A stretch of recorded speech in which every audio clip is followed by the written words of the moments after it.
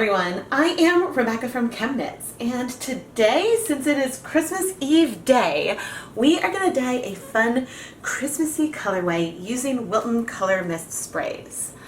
I am really excited because this year we get a true Christmaka, where Hanukkah is surrounding Christmas, and it's especially fun because we are a multi-faith family, and it's fun to combine the traditions that I grew up with the traditions my husband grew up with for our kids, and when the timing is all at the same time, it's just extra special and fun. Don't forget that the 2019 ChemKnits Hanukkah special is ongoing, and there will be another new video tonight featuring one of the yarns from that series. But today we're going to do this fast project and have fun creating some red and green speckles on a sock blank. I am pre-soaking a wool to dye for double-stranded platinum sock blank in some tap water with 2 tablespoons of white vinegar for around 30 minutes or so. This blank has 2 finger weight strands knit together, and the yarn is 75% superwash merino, 25% nylon. So if you didn't guess right away when I showed the color mist sprays, we are going to spray the sock blank with green on one side, flip it over, and do red on the reverse. And so then when we unravel it, we will have a white base with green and red speckles, and it'll be really, really fun. I have a few extra bottles of the sprays, so if I start running out, that won't be a problem. I will have enough for this project. But a lot of these are leftovers. And yeah, this one is nearly tapped out, but I do want to use up the rest before I go on and get a new one. But you can tell it's almost tapped out because I'm not getting a ton of pigment from my spraying. Here is the fresh one, and there, you can already see how much easier it is. I'm still trying to press pretty low so that way I don't use up all of the whatever, the aerosol spray stuff, but we're going about in this fairly continuous but graffiti-esque green color. Sometimes people ask me if I will ever do an advent calendar, and honestly, I don't have plans to do one at this time. The Hanukkah samplers, which are only 8 nights, take up a lot of time with the filming and everything, and so this is another reason why sometimes people say like, oh, will you do Vlogmas, which is when a bunch of people will do like a vlog every day in December. And I just don't have the capacity to do that, to be honest. 8 nights is about what I can handle for a special series like this. But let me know in the comments what kinds of other special series you might like to see in the future. Yeah, but I don't know. I'm excited about this. I've had this in my brain for a while, and some people have actually specifically requested that I do this kind of colorway, and I think it's going to be really, really pretty and fun. And oh goodness, can you imagine having the yarn with the red and white speckles and pair it with like a contrasting gold stripe, or maybe even black or white? I think will just be absolutely beautiful. Okay, so that is our green. And now, well, I think first I'm going to wipe up the edges a little bit. It's one color, so I was able to stay fairly clean and consistent.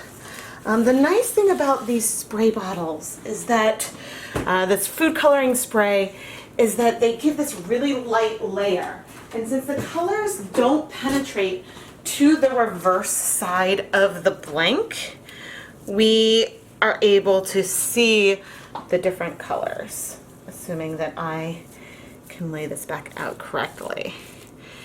Now you can see some color on this side, but predominantly we are seeing white, the white of the blank. It's just from how things get spread out. One thing on my eventual to-do list is, well, okay, this one is nearly tapped out, but would be to use the Misto pressurized sprayer with some acid dyes. I think that that would be special and fun. Another thing I would really like to do, just in general, is do different spray techniques with acid dyes as well.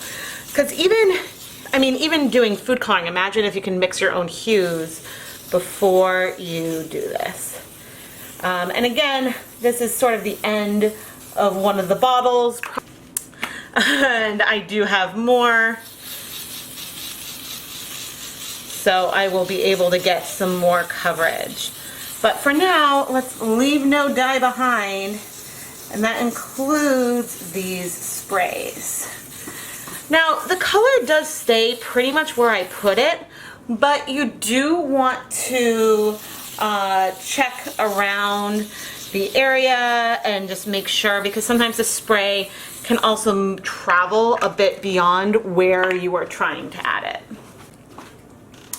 And these spray bottles do go, there we go, this is the new one, pretty far. And so I just want to mention that because it looks like I'm using a lot of different spray bottles, but that's because some of the ones I was starting with were almost tapped out from another project. So you can see how much easier it is to use the fresh one. Uh-oh. Got some red on the front over there. Now I do want to be careful with touching it because these colors are definitely not set yet, and I don't want to have too much color transfer from where my hands are and I'm spraying and onto like the other side of the blank. I do want to try to keep them rather separate. Last year my Christmassy colorway was, I dyed with candy canes, and that was so fun. I'm honestly really excited. If only candy canes weren't so hard to open, then I would have done like a lot more with that.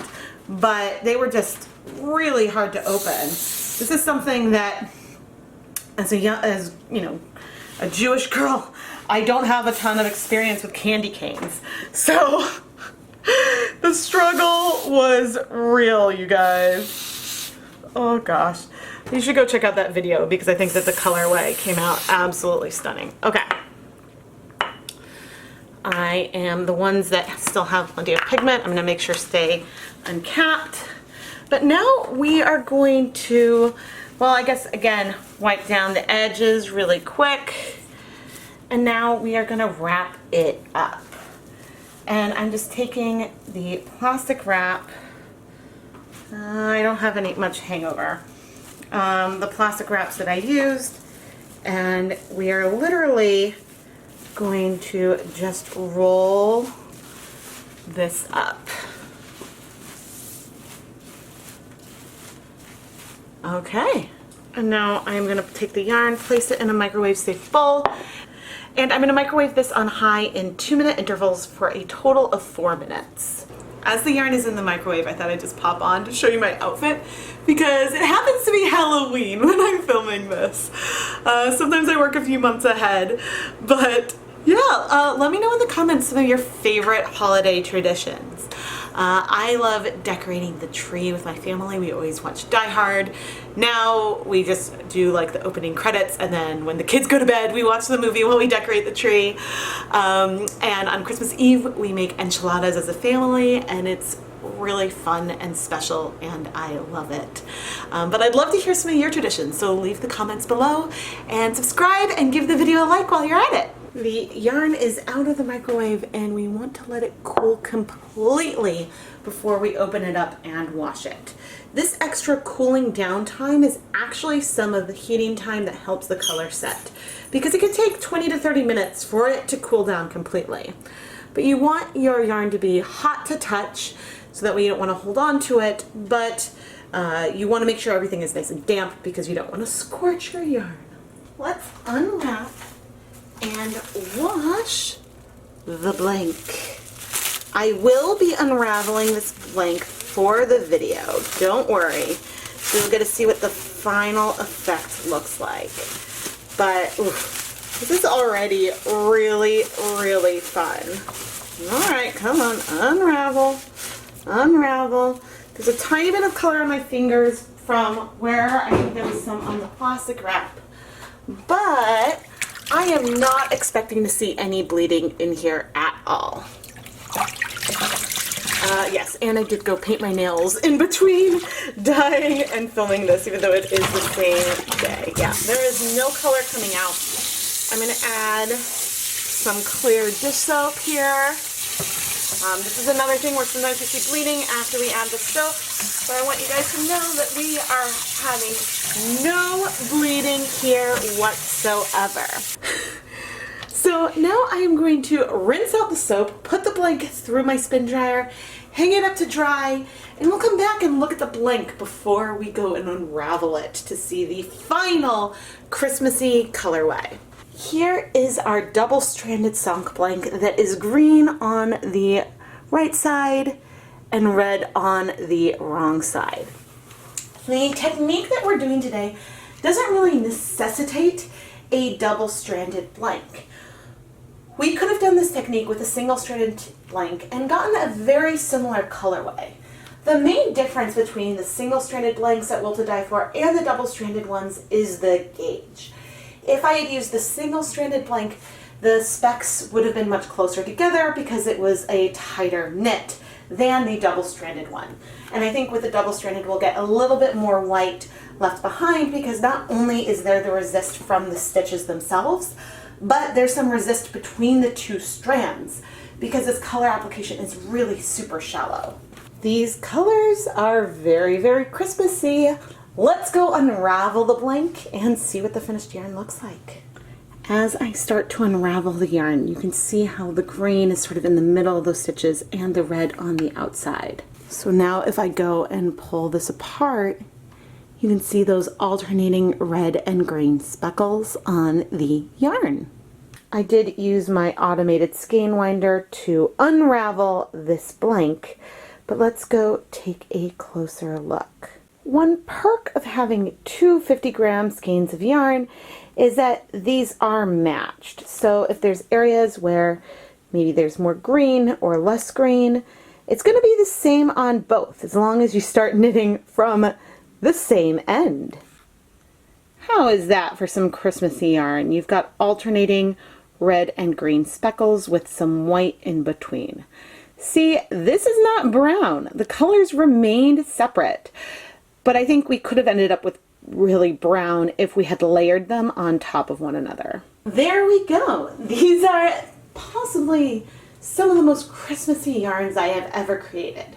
Of course, I'm momentarily forgetting about the Christmas cookie yarn I dyed a couple years ago and the candy cane ones that I did last year. But still, Christmas! Whether you celebrate Christmas, Hanukkah, neither, just the New Year, I hope that you guys are all having a fantastic winter season. And I am so excited that I was able to create this colorway and include it in the midst of our Christmaka glorious week. I am Rebecca from ChemKnits, and if you enjoyed this video, please give it a thumbs up and leave a comment below letting me know what you think.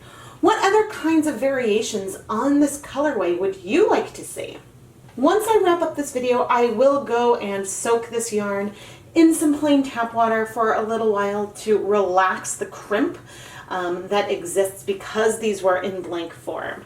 But you've seen me do that, and so they won't be mega crimped once this ends up in the ChemKnits Creations Etsy shop.